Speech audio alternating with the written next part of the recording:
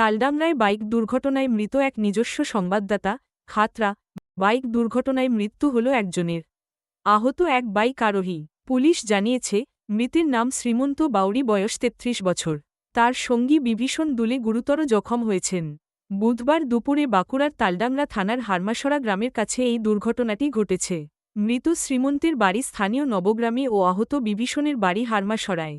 এদিন দুপুরে লক্ষ্মীসাগর হারমাসরা রাস্তা ধরে একটি বাইকে চেপে শ্রীমন্ত ও বিভীষণ দুলেরা বাড়ির দিকে আসছিলেন। হারমাসরা বাসস্ট্যান্ডে পৌঁছানোর বেশ কিছু আগেই একটি বাঁকের মুখে তাদের বাইক নিয়ন্ত্রণ হারিয়ে নিকাশি নালার মধ্যে পড়ে গুরুতর জখম জনকে উদ্ধার করে তালডাংরা গ্রামীণ হাসপাতালে ভর্তি করা হয়। পরে মৃত্যু হয় শ্রীমন্ত বাউরির।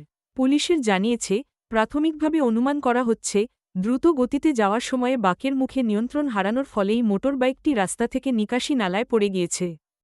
ধন্যবাদ জ্ঞাপন ও কৃতজ্ঞতা স্বীকার সংবাদ প্রতিদিন পত্রিকা।